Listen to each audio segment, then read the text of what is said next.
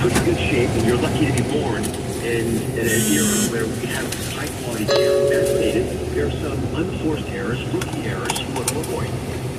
Just see that there's one product that's so safe that you can take it whenever you think you might have a small little thing not working right is unwise, because we just don't know. There's so many things happening during pregnancy with that miraculous process where these cells are growing at a fast rate, differentiating into organs. Everything's got to work. It's not a miracle that it ever works, but it almost always does work because we get out of the way. I say the same thing to my kids is when I've got 5 grandkids now, one more coming. Okay, just get out of the way of biology and let it run itself. A low-grade temperature is a healthy thing usually because it'll kill the virus that's bothering you, but it doesn't hurt your own cells. Don't trust external substances of any kind. I don't think alcohol is a good thing to do when you're pregnant. And you shouldn't have to drink alcohol to be able to get through your day. So, yes, if you're going to toast someone, that's different, but it should not be part of the norm. The cleaner you eat, the better. Do not trust the environment to be clean. Go out of your way. Air purifiers, water purifiers are wise moves. It's a time for you to be so careful because you're the canary in the coal mine. Anything that's not right in society, in the world around us, would have an increased detrimental effect on you and your fetus. And then take one step back up, because you mentioned the stat. 1 in 31 kids now have autism. Just to put this in perspective, that is 5 times more than it was in 2000, 25 years ago. 5 times more. So it's not genetics. And I go by NR that this is all about measurement.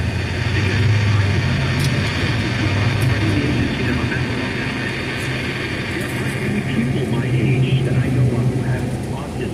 Bobby Kennedy, Secretary Kennedy, is found, reminds all of us that he his whole life never met anyone his age who has autism out there. This is not very common. When you go to school today, you take your kids to school, you talk to the other parents, many of those parents are kids with autistic children. They changed their life. So the president's passion about this comes from a realization this is not genetic, this is not measurement. There's a change in our environment. He is on politics, he will find it, pursue it, and these are 2 clues of how to deal with it. Dr. Oz, I wanted to follow up on this. Is it now I'm asking more for your analysis and maybe even a bit of your gut instinct on this, having practiced medicine for decades, and now having access to the data on these things at a very high level on the policy side.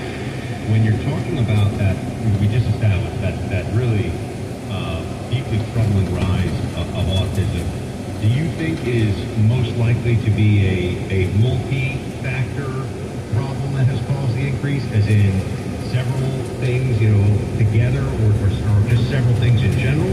Or do you think that it might be a really one primary culprit that will be found? Just a question of whittling down the data and pursuing the science and finally getting us to what's really at the heart of this crisis? I believe it's multifactorial, but they work through common mechanisms. For example, I brought up the reality that folate levels are low in the brain. Folate comes from foliage, leafy greens. So this vitamin B9 is a critical element in brain development.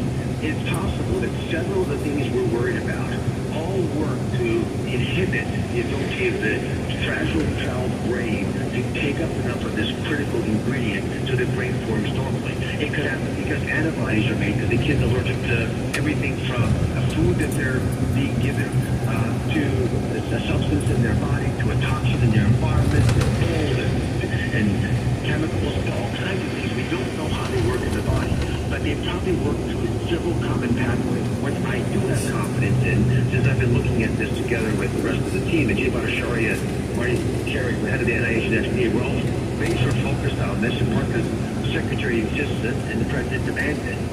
And we are seeing signals of lots of things. We didn't want to talk about all of them, but we're seeing things that all could be concerning. We just want to sort of whittle them down and get to the ones that are legitimately things we might be able to do differently in our lives. But certainly you want to start being transparent with the American people, because trust is built brick by brick by shining light on all the things you know. If I know things you don't know, there's no reason why you would trust me to do more or better with it than you would. And this is why I think parents in particular who love their kids more than anybody should be armed with the best data the government has as we get it. And of course, yes, it scares people, it alarms people. Not everyone wants to hear it. Not everyone agrees ideologically. I get all that stuff. But if you mix politics and medicine, you know what you get? Politics. You kill medicine.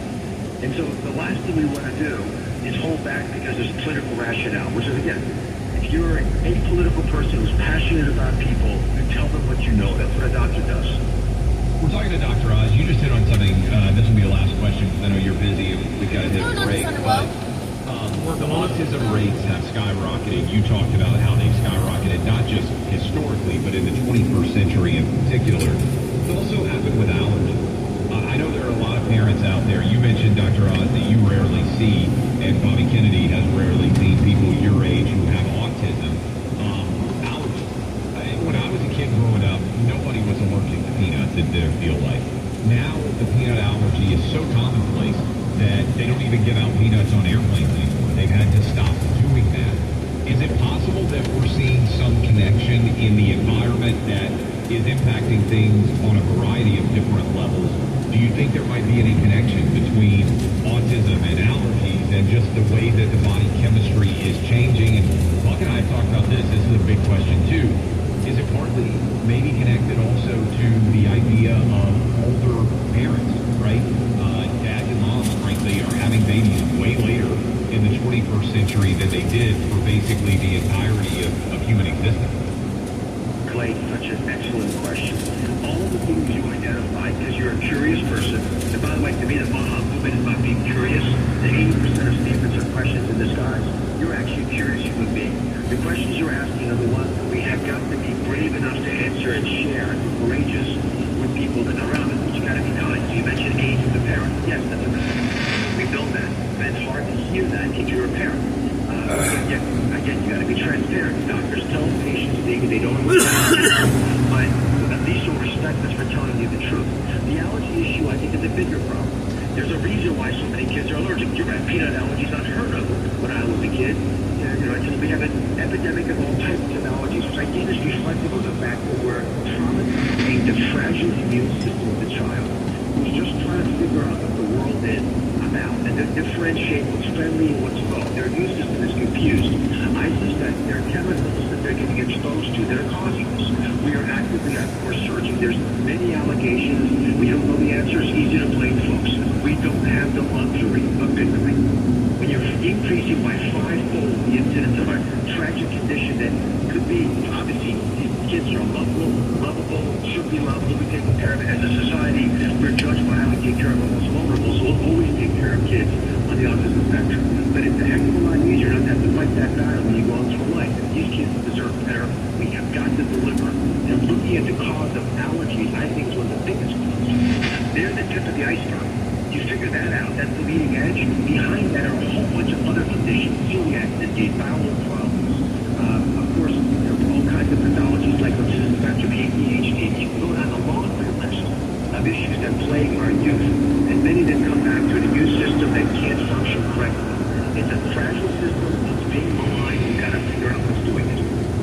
Dr. Oz, we appreciate the time. Thank you so much for joining us. Always happy to have you on. Just let us know when you think it makes sense, and good work and good luck trying to figure all this out. God bless you both. Take care. That's Dr. Oz.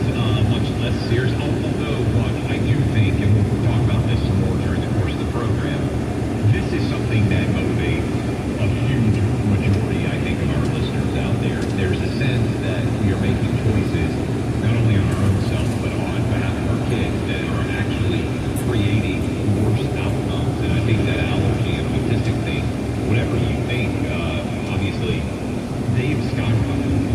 We'll talk about some of that, why that happened. In the meantime, I want to tell you about our friends that are over in Israel that are fighting so many battles every single day.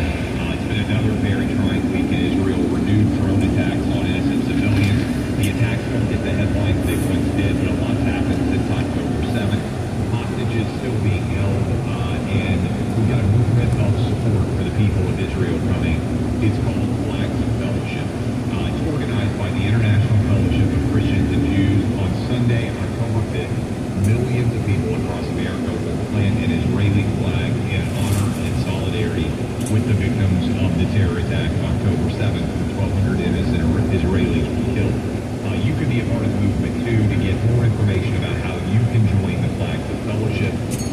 the fellowship online at ifcj.org. That's ifcj.org. You ain't imagining it. The world has gone insane. Reclaim your sanity with Clay and Buck.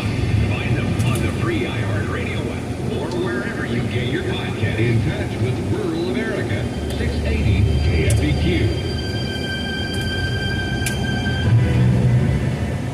Now the most up-to-date weather forecast here on KFEQ. Expansive area of high pressure building in. Very quiet around here. Lots of sunshine for the rest of today. We're clear into tonight. Our high upper 70s and the overnight low 55. Abundant sunshine throughout our Friday with our high low 80s. Sneaking on up to about 85 for the high Saturday and Sunday with fair weather. I'm meteorologist Jennifer Naramore. You ever wonder why Verizon charges twice as much as Pure Talk in the same basic service? Think it might have something to do with the fact that Verizon spends $12 billion a year on advertising and promotion? That's billion with a B? Yeah. Pure Talk doesn't spend that kind of money on commercials. That's why they can offer unlimited talk, text, and plenty of data on a blazing fast 5G network for just $25 a month. Save an additional 50% off your first month when you dial pound 250 and say the words Mike Rowe. That's pound 250, Mike Rowe. Across Missouri, designated child care providers are introducing children to a variety of fun and free activities through the Missouri Move Smart program. With this program, providers create environments where children and caregivers are physically active and healthy as they learn, work, and play. Parents, ask your child care provider about their participation in Move Smart. Child care providers boost the health and well-being of the children in your care by becoming a Move Smart recognized program. Sign up at health.mo.gov/MoveSmart. St. Joseph Sports Commission's Friday Night Lights on KFEQ. Starting at 10 p.m. Friday night. 2 hours of local football coverage.